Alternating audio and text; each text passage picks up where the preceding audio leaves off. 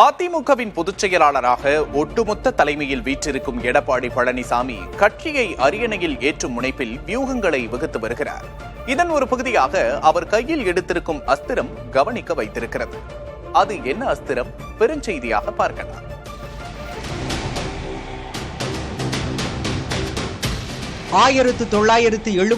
அக்டோபரில் தனது இதய தெய்வம் அண்ணாவின் பெயரில் அதிமுகவை உருவாக்கினார் அமரர் எம்ஜிஆர். அதன் பிறகு சந்தித்த ஒவ்வொரு தேர்தலிலும் ஷேர்ஷாட்டாக வெற்றியை மட்டுமே ருசித்தது அதிமுக. கட்சியின் நிறுவனர் எம்ஜிஆர் 1987இல் இயற்கையுடன் கலக்கும் வரை தமிழ்நாட்டின் ஆட்சி அரியணையை அலங்கரித்தது அதிமுக. அதிமுக பொதுச் செயலாளராக ஜெயலலிதா இருந்தபோது 2011, 2016 என அடுத்தடுத்து 2 தேர்தல்களில் அபாரமான வெற்றியை ஈட்டியது அதிமுக.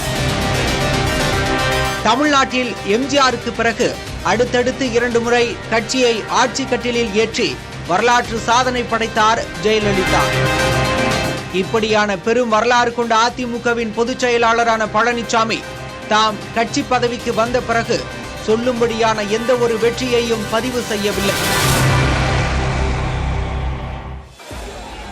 2026 தேர்தலில் வெற்றி மகுடத்தை சூடிக்கொண்டே ஆக வேண்டும் என்ற கட்டாயத்தில் உள்ளார்.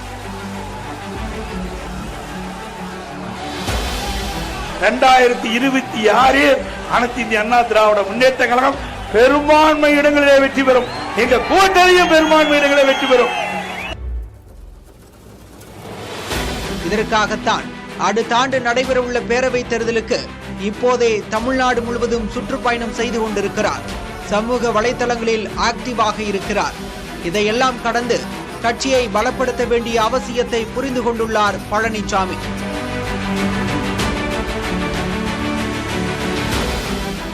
அதிமுகவின் தலைமையில் பொதுச் செயலாளராக தாம் இருந்தாலும் அடுத்தடுத்த கட்டத்தில் உள்ள தலைவர்கள் நிர்வாகிகளை கையாளுவதில் சிரமம் இருப்பதை உணர்ந்துள்ளார். இதற்காக தனது விசுவாசிகளுக்கு பதவி கொடுத்து மகிழ்வித்து வேலை வாங்க முடிவு செய்துள்ளதாக தெரிகிறது. ஏற்கனவே அதிமுகவில் நிர்வாகிகளாக இருப்பவர்கள் கட்சியில் சீனியர்கள். அதிமுகவில் தற்போது உள்ள 90 விழுக்காடு மாவட்ட செயலாளர்கள் ஜெயலலிதாவால் நியமிக்கப்பட்டவர்கள். தாம் பொதுச் செயலாளராக ஆன பிறகு இவர்களை தனது கட்டுக்குள் வைத்திருக்க அமைப்பு செயலர் உள்ளிட்ட கூடுதல் பதவிகளை வழங்கினார் பழனிசாமி. ஒவ்வொரு மாவட்டத்திலும் அதிமுக மாவட்ட செயலாளர்கள் என 3 பேர் வரை உள்ளனர். இவர்கள் கட்சியில் சீனியர்கள் என்பதால் அவர்களிடம் அதிகாரம் செலுத்துவதில் சிரமம் இருப்பதாக உணர்ந்திருக்கிறார் பழனிசாமி.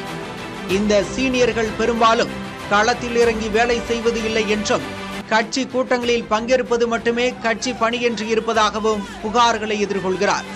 இந்த சீனியர்களிடம் ஜெயலலிதா காலத்தில் இருந்த வேகம், உழைப்பு, அர்ப்பணிப்பு, விறுவிறுப்பு இப்போது இல்லை என்று கருதுகிறார் பழனிசாமி.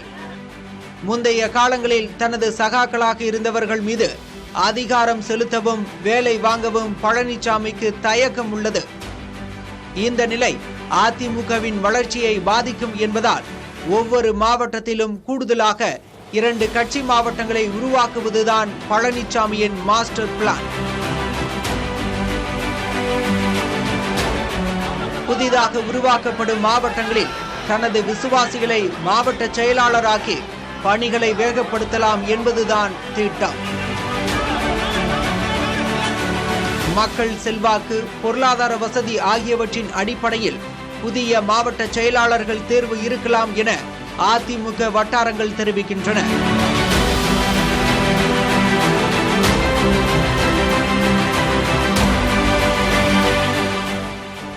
தமிழ்நாடு முழுவதும் சுற்றுப்பயணம் செய்து வரும் எடப்பாடி பழனிசாமி தனது விசுவாசிகளிடம் கருத்துக்களை கேட்டு வருகிறார்.